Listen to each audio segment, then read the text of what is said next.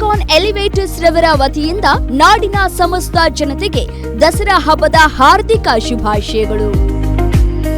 ಬೀದರ್ ಜಿಲ್ಲೆಯಲ್ಲಿ ನಿರಂತರ ಮಳೆಯಿಂದ ರೈತರು ಕಂಗಾಲಾಗಿ ಹೋಗಿದ್ದಾರೆ. ಅಪಾರ ಮಳೆಯಿಂದ ಚೆಂಡು ಹೂವು ಬೆಳೆದಂತ ರೈತನಿಗೆ ಸಂಕಷ್ಟ ಎದುರಾಗ್ಬಿಟ್ಟಿದೆ.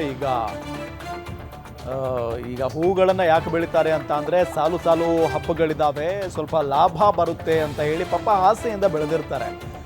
ನಿರಂತರವಾಗಿ ಮಳೆ ಸುರಿದು ಎಲ್ಲವೂ ಕೂಡ ನಾಶ ಆಗಿ ಹೋಗ್ಬಿಟ್ಟಿದೆ ಅಲ್ಲ. ಏನ್ ಮಾಡಬೇಕು ಪಾಪ, ಲಾಭ ಬೇಡ, ಹಾಕಿದ ಬಂಡವಾಳ ಬಂದ್ರೆ ಸಾಕು ಅಂತ ಹೇಳಿ ರೈತರು ಮಾತಾಡ್ತಾ ಇದ್ದಾರೆ. ಮಹಾನವಮಿಯ ಆಯುಧ ಪೂಜೆಗೆ ಡಿಮಾಂಡ್ ಇದ್ರೂ ಕೂಡ ದರ ಕಡಿಮೆ ಇದೆ. ಅತಿವೃಷ್ಟಿಯಿಂದ ಕಡಿಮೆಯಾದ ಚೆಂಡು ಹೂವು ಇಳುವರಿ. ಬೀದರ್ ಜಿಲ್ಲೆಯಲ್ಲಿ ನಿರಂತರ ಮಳೆಯಿಂದ ರೈತ ಕಂಗಾಲಾಗಿ ಹೋಗಿರುವುದು. ಅಪಾರ ಮಳೆಯಿಂದ ಚೆಂಡು ಬೆಳೆದ ರೈತನಿಗೆ ಸಂಕಷ್ಟ ಎದುರಾಗಬಿಟ್ಟಿದೆ. ಹಬ್ಬಗಳು ಇರೋದ್ರಿಂದ ಲಾಭದ ನಿರೀಕ್ಷೆಯಲ್ಲಿ ರೈತ ಇದ್ದ, ಆದರೆ ಆ ರೈತನಿಗೆ ನಿರಾಸೆ ಆಗಿದೆ. ಲಾಭ ಬೇಡ, ಹಾಕಿದ ಬಂಡವಾಳ ಬಂದರೆ ಸಾಕಪ್ಪ ದೇವರೇ ಅಂತ ಹೇಳಿ ರೈತರು ಹೇಳ್ತಾ ಇದ್ದಾರೆ. ಈಗ ಮಹಾನವಮಿ ಆಯುಧ ಪೂಜೆಗೆ ಡಿಮ್ಯಾಂಡ್ ಇದ್ರೂ ಕೂಡ ದರ ಕಡಿಮೆ ಇದೆ. ಹೌದಲ್ಲ, ಈ ಸಂದರ್ಭದಲ್ಲಿ ದರ ಜಾಸ್ತಿ ಆಗಿರಬೇಕಾಗಿತ್ತು, ಆದರೆ ದರ ಕಡಿಮೆ ಇದೆ.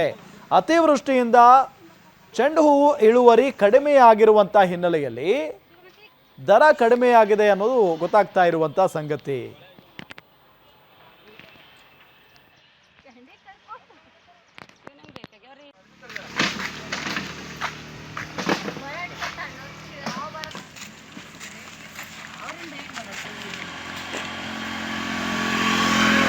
ಲಾಭದ ನಿರೀಕ್ಷೆ ಇತ್ತು. ಈ ವರ್ಷ ಮಳೆ ಭಾಳ ದಿನದಾಗಿ ಚೆಂಡು ಹೂ ಕೊಳತೆಗಿದೆ.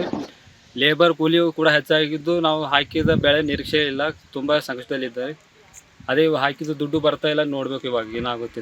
ಎಷ್ಟು ಖರ್ಚು ಮಾಡಿರಿ? ಇದಕ್ಕೆ ಸುಮಾರು 40,000 ರಿಂದ 50,000 ರೂಪಾಯಿ ಖರ್ಚು ಮಾಡಿದ್ದೇವೆ. ಈಗ ಬರೋದು ಕೇವಲ 10,000 ರಿಂದ 15,000 ರೂಪಾಯಿ ಮಾತ್ರ. ಇದು ರೈತರು ಹೆಂಗೆ ಬದುಕಬೇಕು ಅಂತ ನೋಡ್ಬೇಕು ನಾವು. ಈಗ ಮಾರ್ಕೆಟ್ನಲ್ಲೂ ರೇಟ್ ಇಲ್ಲ. ಈ ವರ್ಷ ಸುಮಾರು 70 ರಿಂದ 80 ರೂಪಾಯಿ ನಡೀತಿತ್ತು ಮೊದಲು. ಈ ವರ್ಷ 30 ರಿಂದ 40 ರೂಪಾಯಿ ಮಾತ್ರ ಇದೆ. ಹೂಗಳು ಕೊಳತೆ ಕಾರಣದಿಂದ 30 ರೂಪಾಯಿ 40 ರೂಪಾಯಿ ಮಾತ್ರ ಇವೆ. ನೋಡ್ಬೇಕು ಇವಾಗ ಕಾರಣ ಏನಿಗೆ ಗೊತ್ತಿಲ್ಲ. ಈ ವರ್ಷ ಬಹಳಷ್ಟು ಮಳೆ ಆದ ಪ್ರಮಾಣದಲ್ಲಿ ಹೂ ಸಹ ಕೊಳಿತಾ ಇವೆ ಈ ವರ್ಷ. ಅದೇ ನೋಡ್ಬೇಕು. ಇವಾಗ ಮಾರ್ಕೆಟ್ನಲ್ಲಿ ಸುಮಾರು ರೇಟ್ ಇಲ್ಲ, ದಲ್ಲಾಳಿಗಳ ಕಾಟ ಕೂಡ ಜಾಸ್ತಿ ಆಗಿದೆ ಇವಾಗ.